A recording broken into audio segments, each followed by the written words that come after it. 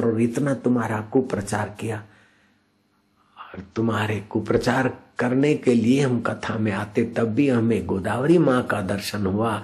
अगर हम सच्ची शांति पाने आते तो हमें तुम्हारी आत्मा की भी झलकें मिलती और परमात्मा के धाम में जाने का भी हमारा कुछ सौभाग्य चमकता। एक नाथ ने कहा, कोई बात नहीं बेटा, कैसे भी आ गए, भाव से, अभाव से, कुभाव से, अनग से, आलस्य से, संत के द्वार आ गए ना, बस।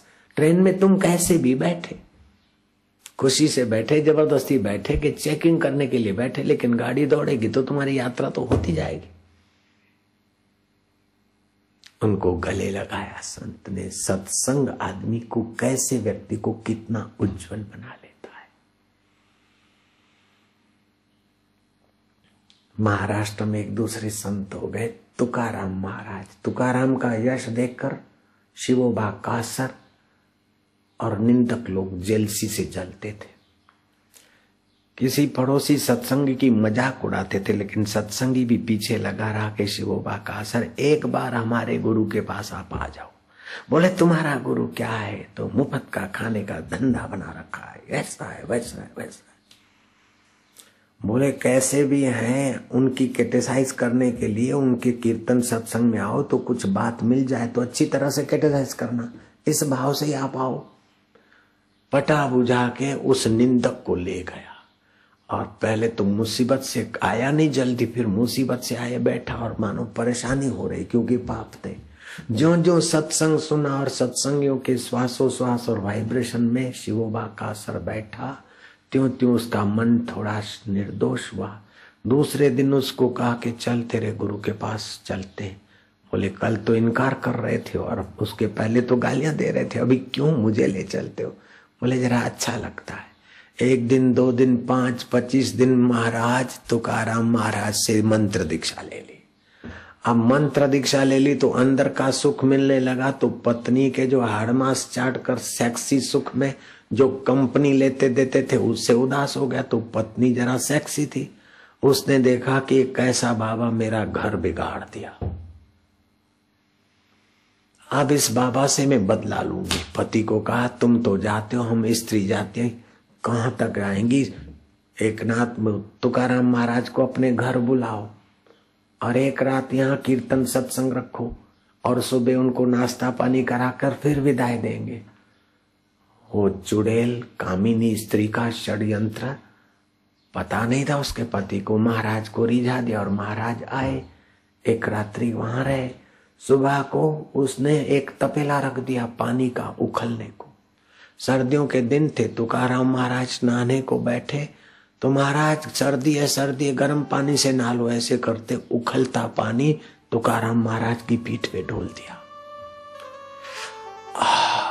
माजा विठ्ठला, हे मेरे भगवान, तुम्ही काय करतो तुम्ही जानो। बस संत ने ये कहा। उखलता पानी तो संत की पीठ को लगा। संत तो चले गए, लेकिन पीठ के फोल्ले उस कामिनी चुड़ैल के पीठ पर हुए। मलहम लगाया, दवा लगाई, क्या क्या क्या किया। किसी भी कारण तुम्हारा शरीर को फटाकड़े से या किसी के शरीर को आग स्पर्श कर ले तो अक्सर इलाज है, आलू का रस लगा दो अथवा आलू के चिप्स काटकर उसकी जली हुई जगह पर लगा दो।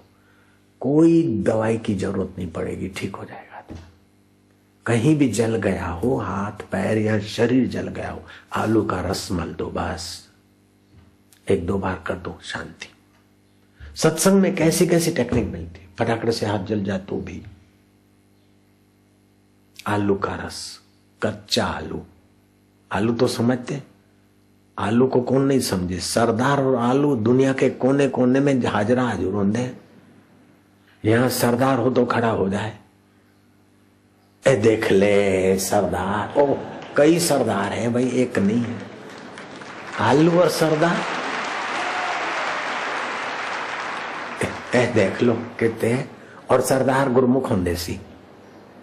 आलू तो कम वक्त रसोई घर में ढूंढना पैंदा, और सरदार तो बापू दे सत्संग में हाजरा हजूर होंगे बेचारे। मैं कोई झूठ बोलिया, कोई कुपड़ तो लिया, कोई ना। जहां बहुत लोग होते हैं वहां सरदारों की संख्या होती है, लेकिन कम से कम 2, 5, 8 आदमी में भी एक सरदार तो भगवान भेज ही देता है।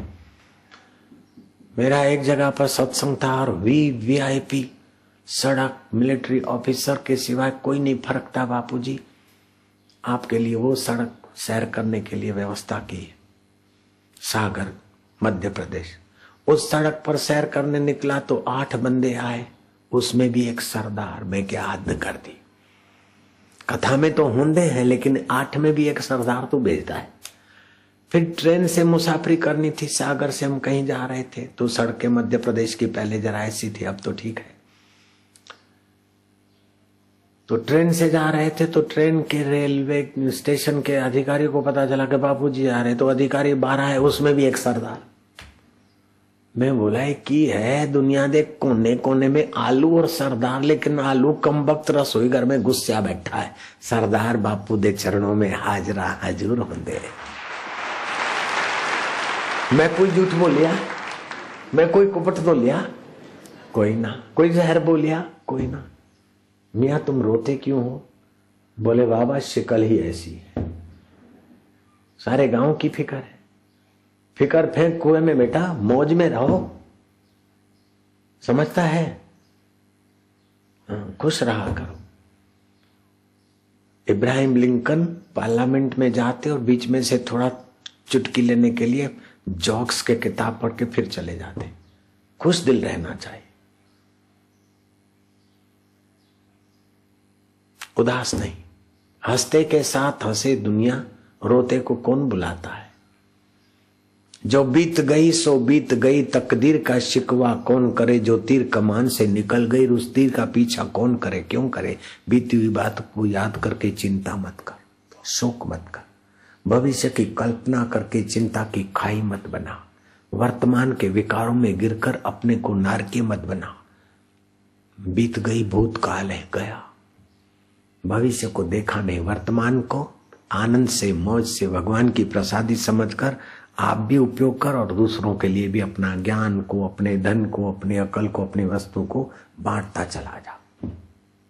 जो संग्रह करता है, जो देता है वो पाता है, जो संग्रह करता है वो खोता है। प्रकृति में देना देना देना है। सूर्य पानी लेता है फिर हजारों हजारों हाथ से उछालता है। सैकड़ों सैकड़ों हाथ से पृथ्वी लेती है बीज, लेकिन हजारों हजारों हाथ से फलित करके देती है। हाथ उठाता है, मुंह को देता है। हाथ अगर अपने में भर दे तो ऑपरेशन करके कितने दिन भर के रखेगा। हाथ उठाता है, मुंह को देता है, मुंह चबाकर गले को देता और गला उसमें रस मिलाकर पेट को देता और पेट उसके 7 प्रकार के रसों के द्वारों को भेजकर बाकी का कचरा निकालकर खाली हो जाता है, तब दूसरे दिन पचाने के काबिल होता है। प्रकृति में त्याग भरा है। ऐसे बीती हुई बातों को भी भूल जाओ और मिली हुई चीजों का भी सदुपयोग करो। संग्रह संग्रह संग्रह, रख पई बना रखवा ले। धन की 4 गतियां हैं। एक तो उत्तम गति है सत्कर्म दान, मध्यम गति है भोग, कनिष्ठ गति है संग्रह और चौथी गति वो संग्रह किया हुआ धन मृत्यु के बाद न जाने प्रेत कर दे अथवा राजा ले जाए, इनकम टैक्स वाले ले जाए। ये बार बार डॉक्टरों के पास क्यों जाना पड़ता है? घर में झगड़े क्यों होते हैं? आप जहां तहां पानी के लिए बाल्टी नहीं रख देते, गटर के आगे नाली के आगे बाल्टी नहीं रखते। पानी स्वच्छ होता है तब बाल्टी भरते। लेकिन धन कैसा भी आते रख लेते हैं, तो कैसा भी धन रख लेते हैं तो उसी धन से फिर घर में कैसी भी बीमारियां, कैसे भी झगड़े और कैसा भी वैमनस्य आ जाता है। इसलिए धन हक का लेना चाहिए, किसी को शोषण करके नहीं लेना चाहिए। दूसरे का हक छीनकर धन ज्यादा नहीं लेना चाहिए, नहीं तो ना हक का धन बच्चों को ना हक का विलासी बनाएगा। घर में ना हक की बीमारी आएगी, ना हक की चिंताएं आएगी, ना हक का मन बेचैन होगा।